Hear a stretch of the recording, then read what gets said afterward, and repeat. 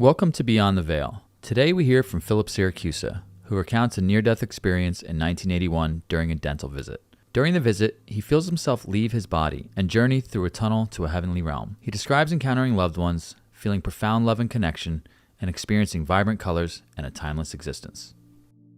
My name is Philip Siracusa. In 1981, I had a near-death experience that changed my life forever. It was a routine visit at the dentist office. I lived in Staten Island, New York, and my mom had taken me to the dentist. And for one, I didn't like the dentist at all. It was me, the assistant, the dentist, and my mom was sitting in a chair in the actual room too. And I remember it was just a routine visit, but they were poking at my teeth, the dentist, with one of his tools, and I felt pain. So I pulled his arm away quick.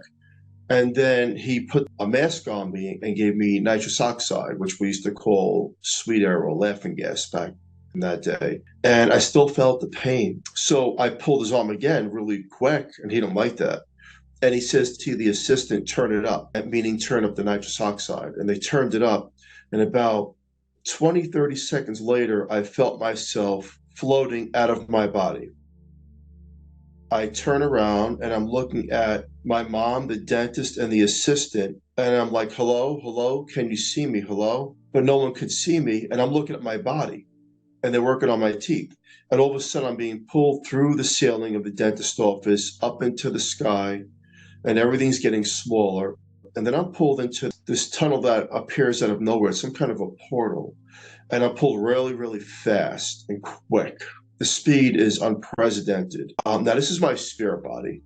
And as I'm being pulled through it, this turns and it's very windy, but I wasn't in pain and I wasn't afraid. I didn't know where I was.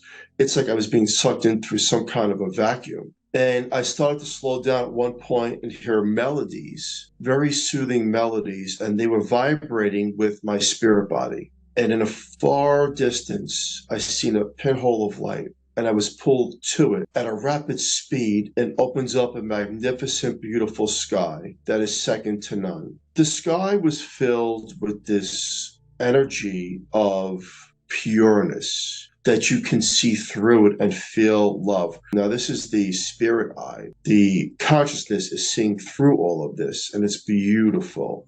And I'm taking all this in, and I feel like I'm home. I'm back home. And now something is controlling my spirit body in a way where I'm gravitating to the right side and I'm being pulled through these beautiful, tremendous gates into a garden. Now, the garden on that side, which we call heaven, I call home personally, is magnificent. Every flower, every tree, every plant, every rose was perfect. But not only was it perfect to the spirit eye, I was embraced in it, feeling one and connected with everything. And it's as if I'm being taken as a scenery view of what this is like where I have been before I came to the physical realm. Then I'm being pulled through a field. The field is tremendous. There's no distance that I could actually explain how big this field is. Every blade of grass, perfect. But more importantly is every blade of grass was alive. The field of energy, which sticks with me every single day now, is alive. It's like my go-to in my memory bank of peace where I was in that field. It's just beautiful. And I'm being pulled through some type of a gravitational pull, like I'm floating through everything. And I'm taking and embracing everything. And then it's this angelic being, no wings, from the far distance, coming slower and closer to me. And she's pulling me by a magnetic pull. I feel like I know her, but I don't know from where. She takes me to a park bench and she's talking to me through a form of a telepathic way, not verbal. And she's beautiful. And she's probably around my age. And I was 14 years old there. She looked around my age and she goes away. And I didn't want her to leave because I felt secure with her as well. And on this park bench that I'm looking at is two elderly people, and they turn around as they're up and they look at me, and the man has a top hat on with a gray suit and the lady has on a blue dress. They're my grandparents. My grandfather I never met, because he was deceased before I was born. And he looked around his 60s with this glowing smile. And not a 60s that you would look here in the physical realm, like a perfection of 60s. And I think he was showing me, they were both showing me this age because they wanted me to know and remember them somehow. And my grandmother, that was the dress she was buried in, this blue dress. And my grandfather goes, "Hello, Sonny."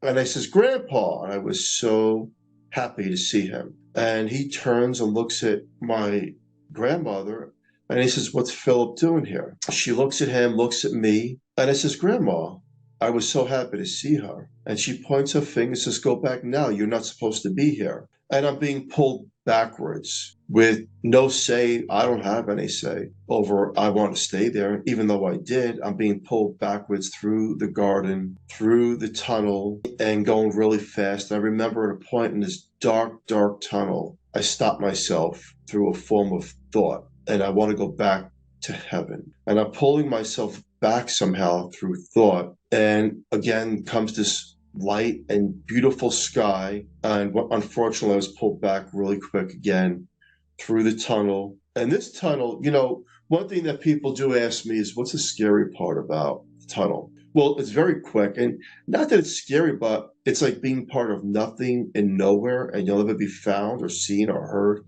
That's what it's like. It's tremendous, but it's a passageway to the other side and back. It's this portal, this tunnel of energy. It does exist, and you're not physically capable to see this with the human eye, only with the spirit eye of when you have this experience of crossing over. And I'm looking at a hospital, the ceiling, I'm being pulled through it as if the walls and the ceiling don't even exist. Material things do not exist. And I'm looking at me being worked on. And it was my mom, the doctors, and I have an oxygen mask on. Now I know what happened to me. And I didn't want to go back into that body. And again, I was only 14, but I didn't want to go back. But I was pulled in like you put a glove on. I slipped right into my body. I'm gasping for air. And all my memories of the physical realm come back. And the first thing I say is, "Mom, I've been to heaven." This is 1981, there's no internet. Unless you were a religious person, heaven and having someone go to heaven was very unheard of. So a couple of days later, I went home and I remember trying to talk to my parents, but it was dismissed as a hallucination or a nightmare or some kind of a dream state where I thought I was in heaven to see my grandparents. And I remember, I had a lot of friends, and once I became two, within a week or so, I was talking to friends, but no one believed I was in heaven. And at the point, I didn't even think I was there. I thought maybe it was a form of a dream state. A year had passed. Now I'm 15 years old, and this is 1982. I'm in the backyard of my parents' home, Staten Island, New York. It's a beautiful summer day. And I look up at the sky, and I said, "God, I was really at your home. Give me a sign," because no one ever believed me.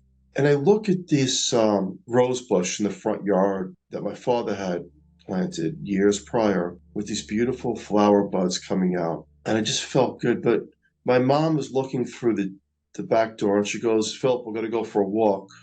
Meet us in the front yard." So my mom takes my three brothers, my youngest sister, my oldest sister, myself, and we go for a walk. We lived on a very long street, a beautiful summer day. My father was working in Manhattan, and we're just walking and having a good time as a family. And I feel this vibration to the right side of me, and I turn, and it's the girl from heaven. And I'm looking at her, and I'm like, Mom, that's her. And I'm telling my brothers, that's the girl from heaven, but they don't see her. And they think I'm joking around. My older sister's to the further of the right side of me. So she'd be this angelic being between both of us. And my sister Patricia goes, "I see her." And not only does she see her, she's talking to her as if she knows her. And I felt alive in a way where my prayer was answered by God. And not only that, but my sister is seeing her. The girl had on blue jeans. She looked around my age. She had blonde hair, pale complexion, a shirt with flowers. These were the same flowers I seen in that garden in heaven. And she's skipping along and laughing with us, and I felt embraced in her love. And then about a block away, she disappears, and me and my older sister are looking for her, but we can't find her. And of course, my mom is thinking that we're just playing a game. Well, it turns out that before I was born, my mom had a daughter, and at a week or two old, she passed away. My sister Linda, that would be. And it is with strong belief that God is like, well, not only am I going to answer your prayer that you're in my home, heaven, your sister's here too, that you've never met. I know that when you're innocent and you're young and you have an intent to communicate in a prayer that you want answered, it will be answered, sometimes in the most mysterious ways. And my prayer was answered. Up until today, I'm 56 years old. Me and my older sister still talk about the girl from heaven, our sister. I get asked all the time, did you meet God? God is not a person. It is not the way it is written. In my experience, when I seen the light was the vibration was the love, and the love was the essence of all creation, which we call God. Therefore, God is everything that is alive.